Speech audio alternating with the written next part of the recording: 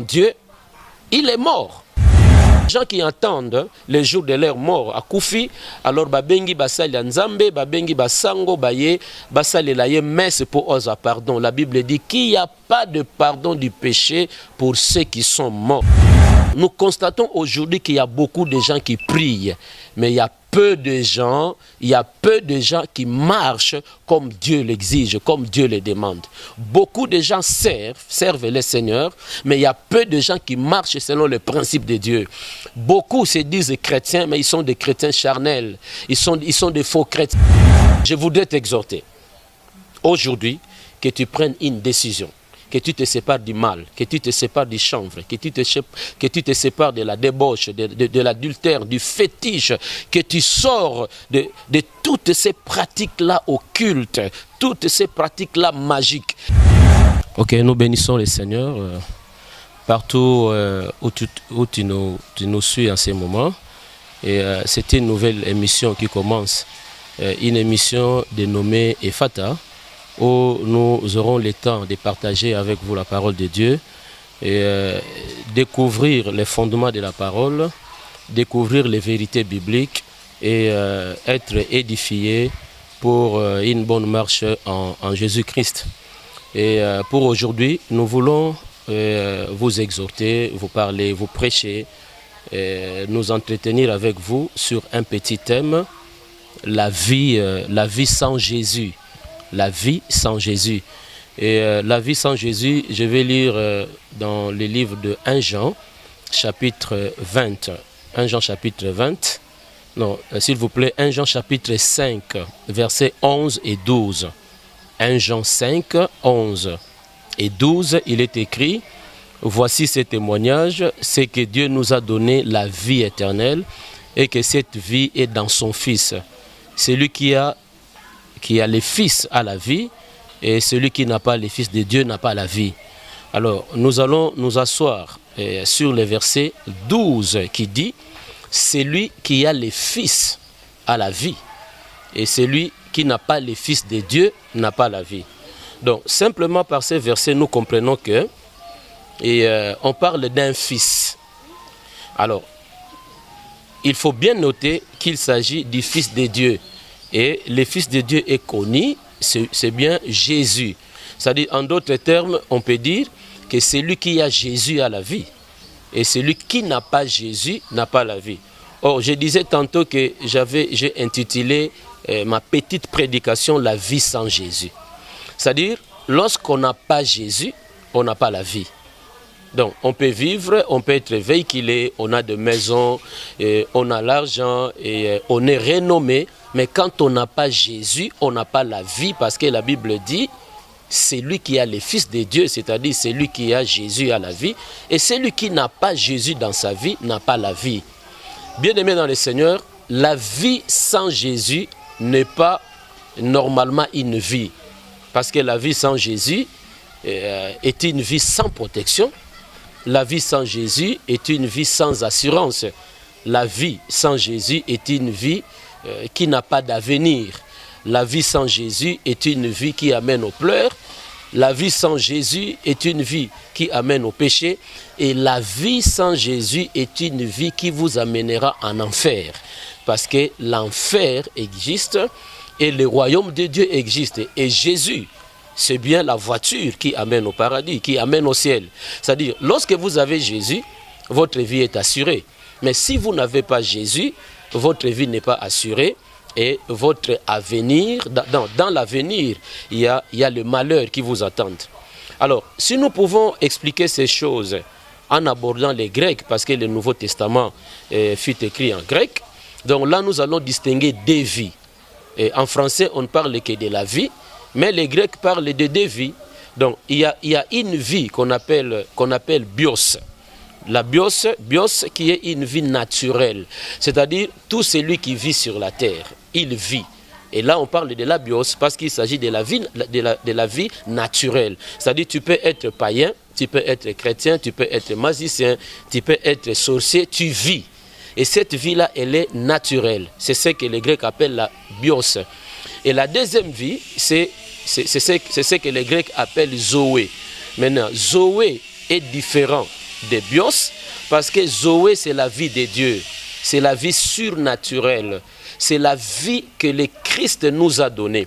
C'est-à-dire, si vous comprenez, celui qui a la vie, ce n'est pas celui qui a la vie qu'on appelle bios, qui est une vie naturelle, mais c'est celui qui a la vie, c'est celui qui a Zoé, Zoé qui est une vie surnaturelle. C'est-à-dire, par Adam, nous avons perdu la gloire que Dieu nous réservait. Par Adam, nous avons perdu le pouvoir d'être enfant de Dieu. C'est que je suis né pécheur. Je suis né pécheur à partir d'Adam. Par Adam, j'ai rompu la relation et la communion que j'avais avec Dieu et je peux les récupérer en recevant Jésus dans ma vie. Donc quand je vis sans Jésus, j'ai la vie naturelle. Et cette vie naturelle est une vie pécheresse. Cette vie naturelle est une vie qui m'amènera un jour en enfer. Cette vie naturelle est une vie qui m'exige à vivre dans le plaisir, à vivre dans le péché. Cette vie naturelle est une vie qui me pousse toujours à faire le mal, à vivre dans le mal et à pratiquer le mal. Maintenant, Zoé qui est une vie surnaturelle, c'est une vie qu'on reçoit lorsque on accepte Jésus dans sa vie. C'est pourquoi je voudrais annoncer à tout celui qui me suit que tu dois ouvrir ton cœur pour que le Seigneur entre, que Jésus entre. Et dès que Jésus entre dans ta vie, tu es sauvé, tu as la vie surnaturelle, c'est-à-dire tu as la vie de Dieu. Et la vie de Dieu, c'est cette vie-là que nous avons besoin. C'est-à-dire, Dieu peut compter sur la terre les vivants et les morts. Alors, il compte les morts, tout celui qui n'a pas Jésus devant Dieu, il est mort. Et celui qui a Jésus dans sa vie, c'est celui-là qui vit. Alors, je voudrais t'exhorter, mon frère, peut-être que tu pries, peut-être que tu fréquentes une église, peut-être que tu es aussi prédicateur, tu es protocole, tu es intercesseur. Mais je voudrais différencier ces choses. On peut prier, mais on n'est pas chrétien. On peut prier, mais on n'est pas sauvé. On peut être prédicateur, mais on n'est pas sauvé. On peut être choriste, mais on n'est pas sauvé. On peut donner pour Dieu, mais on n'est pas sauvé. Être sauvé, c'est recevoir Jésus dans sa vie comme son Seigneur et Sauveur. Il y a des gens qui ont reçu Jésus, mais qui ne l'ont reçu que comme un Sauveur, c'est-à-dire celui qui a souffert pour mes péchés, celui qui est mort à ma place. Mais le Christ ne doit pas simplement être un Sauveur, il doit aussi être un Seigneur. Or, le Seigneur, c'est celui qui donne l'ordre. Et quand il donne ses ordres, celui qui écoute ces ordres-là n'est là que pour dire oui et amen. C'est-à-dire, il y a des gens qui veulent que le Christ soit leur sauveur, mais qui ne veulent pas que la seigneurie de Jésus domine leur vie. Alors, je voudrais appeler tout celui qui me suit à donner sa vie à Jésus. Que Jésus soit ton Seigneur, qu'il soit ton sauveur. Et là, tu auras la vie selon Dieu. Tu auras la vie selon Dieu. Et cette vie, c'est aussi la vie éternelle.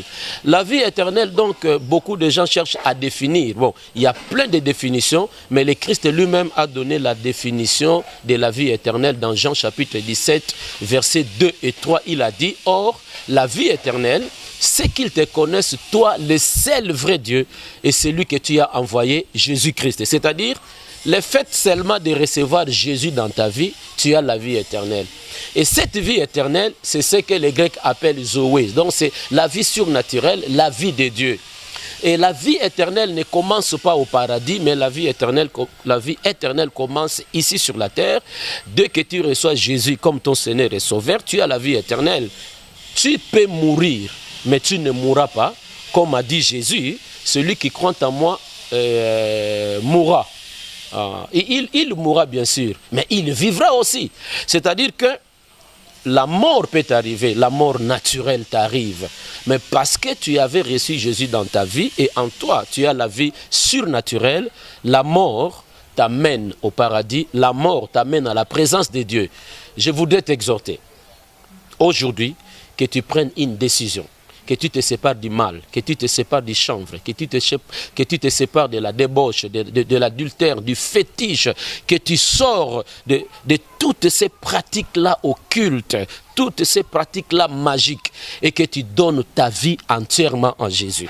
que tu deviennes chrétienne, que tu accomplisses Jean chapitre 1 verset 12 qui dit à tous ceux qui l'ont reçu, donc à ceux qui ont reçu la parole, cette parole leur a donné le pouvoir de devenir enfants de Dieu. C'est-à-dire qu'on ne naît pas enfant de Dieu. Par Adam, comme je disais tantôt, par Adam, nous avons perdu le pouvoir d'être enfants de Dieu. Et en Jésus, nous pouvons récupérer ce que nous avons perdu. Donc en Jésus, nous redevenons les fils du royaume.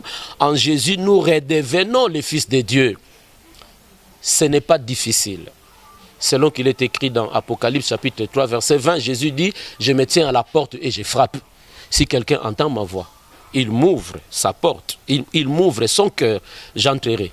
Je souperai avec lui et lui avec moi. C'est-à-dire, nazo senga, nandeko nyonso, o azolanda biso, il est temps pour toi, ya robongo la motema, et que tu donnes ta vie entièrement en Jésus.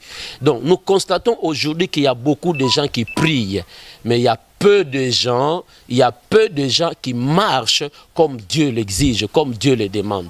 Beaucoup de gens servent le Seigneur, mais il y a peu de gens qui marchent selon les principes de Dieu. Beaucoup se disent chrétiens, mais ils sont des chrétiens charnels. Ils sont des faux chrétiens. Il est temps, comme a dit Jésus, l'heure vient et elle est déjà venue. Où les vrais adorateurs. Donc Dieu est à la recherche des vrais adorateurs. Les gens qui vont se donner à lui. C'est-à-dire ceux qui vont lui donner leur corps, leur âme et leur esprit. C'est-à-dire ceux qui vont les servir totalement. Qui vont laisser que le Christ domine dans leur cœur. Tu peux te repentir aujourd'hui. Tu peux donner ta vie à Jésus. Et tu peux corriger ta vie. C'est-à-dire qu'il y a une occasion aujourd'hui que Dieu te donne, et peu importe le péché que tu as commis, c'est aujourd'hui. C'est aujourd'hui l'heure de la décision. C'est-à-dire que si tu te décides aujourd'hui, tu prends la décision de te repentir aujourd'hui, Dieu va oublier tes péchés, le sang de Jésus va te laver, le sang de Jésus va te sanctifier et ton nom sera inscrit dans les livres de vie. Peut-être que tu es culpabilisé parce qu'il y a des choses que tu as faites. Il y a des fois où tu me poses la question, est-ce que Dieu peut m'accepter? J'ai dit oui, Dieu peut t'accepter à cause du sacrifice de Christ à la croix. Dieu peut t'accepter. Est-ce que Dieu peut te pardonner? Oui, Dieu peut te pardonner parce que le Christ s'est offert pour le pardon de tes péchés. Il y a des gens qui entendent les jours de leur mort à Koufi, alors babengi basali nzambe, babengi basango baye, basali la ye messe pour osa pardon. La Bible dit qu'il n'y a pas de pardon du péché pour ceux qui sont morts. C'est pendant que tu vis que tu peux te repentir. C'est pendant que tu vis que tu peux arranger ta vie. C'est pendant que tu vis que le Christ peut te pardonner. Une fois que la mort arrive, on peut prier. Dieu du monde entier venir prier pour toi. Dieu reste Dieu. Sa parole est claire. Tu ne seras pas pardonné. Alors que tu seras endormi, les gens seront là en train de prier pour toi. Nzambe alimbi sarate, ce qui moto assis à Koufi. Pour ce soir, je voulais juste introduire cette nouvelle émission. Nous serons là avec vous de temps en temps. Cette émission qui est dénommée Ephata. Ephata, c'est un mot araméen et qui signifie en français « ouvre-toi ». C'est-à-dire que nous vous amènerons des enseignements, des exhortations, des prédications pour vous permettre de vous ouvrir devant Dieu, que ta vie soit ouverte devant Dieu, que la connaissance de la parole de Dieu entre en toi, que Dieu habite en toi et que tu prennes la décision de marcher dans la sainteté, dans l'intégrité, parce que le monde dans lequel nous vivons n'est pas un monde éternel. Le monde prendra fin. Le monde dans lequel nous vivons sera emballé et jeté dans le temps de feu. Comme je disais au commencement, l'enfer existe. Et le royaume de Dieu aussi existe. Mais Dieu n'a pas créé l'enfer pour toi. Dieu t'a préparé une place et Jésus l'a dit, je m'en vais vous préparer une place, je reviendrai, je vous prendrai. Afin que là où je suis, vous y soyez aussi. Il y a bien des gens qui disent que bateya biso bandaka la ke Yesu kozonga mais azozonga te. Pour terminer, je vais dire qu'on nous avait appris à l'école une équation à des inconnus. J'ai toujours dit que la vie de l'homme sur la terre a des inconnus. Ces inconnus sont la mort et le retour de Jésus. Parmi ces deux choses, il y a une qui va s'opérer avant. Si Jésus tarde à venir, même à 1000 ans, il va mourir. Et si si Jésus tarde à venir, donc c'est la mort qui arrive avant. Et si la mort tarde à venir, c'est le Christ qui va arriver. Or, devant ces deux équations, l'homme ne sait pas qu'est-ce qui va arriver avant. Alors la prudence, c'est que tu donnes ta vie à Jésus. Si la mort arrivait aujourd'hui, tu n'auras pas de problème, tu verras Dieu. Et si l'enlèvement de l'Église aura lieu aussi à arriver aujourd'hui, tu seras aussi enlevé. Est-ce que tu es disposé à recevoir Jésus dans ta vie? Est-ce que tu peux donner ta vie à Jésus? Ne considère pas ce que tu fais pour Dieu, mais considère ce que tu es.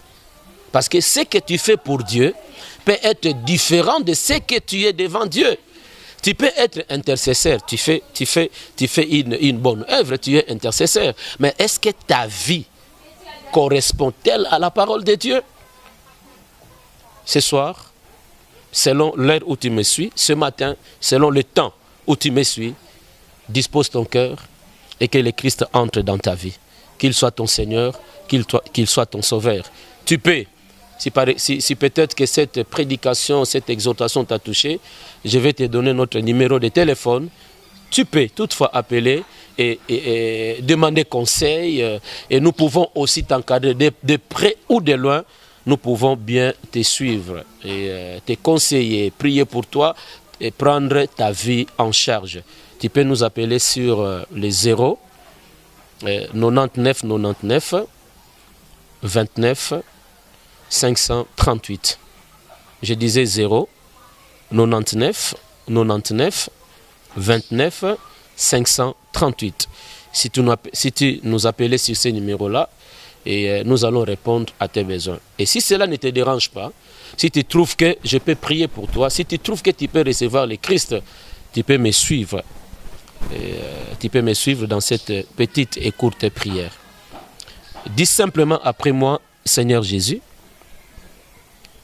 j'ouvre la porte de mon cœur. Je te reçois. Tu es mon Dieu. Tu es mon Seigneur. Je remets ma vie entre tes mains, que tu me conduises. Pardonne mes péchés.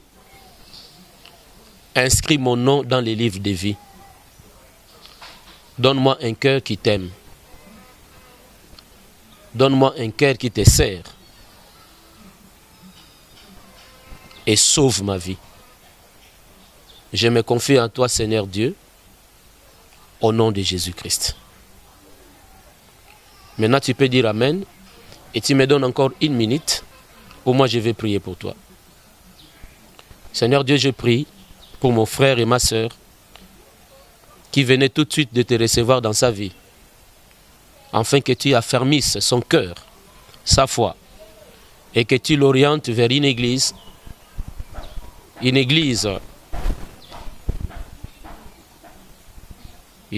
qui pratique tes saintes écritures, une église qui te sert en vérité pour l'affermissement et la croissance de la foi de mon frère et de ma sœur. Et je prie aussi, Seigneur, pour tout celui qui me suivait qui peut être malade, afin que tu le guérisses. Recevez la guérison et que Dieu vous bénisse au nom de Jésus-Christ. Amen. Si tu es à Kinshasa, on nous appelle apôtre Odon Mafuta. À Kinshasa, nous sommes sur Ikelemba, numéro 35, dans la commune de Kasavubu. Je vais me répéter. Nous sommes à Kinshasa, sur l'avenue Ikelemba, numéro 35, dans la commune de Kasavubu. Que Dieu vous bénisse.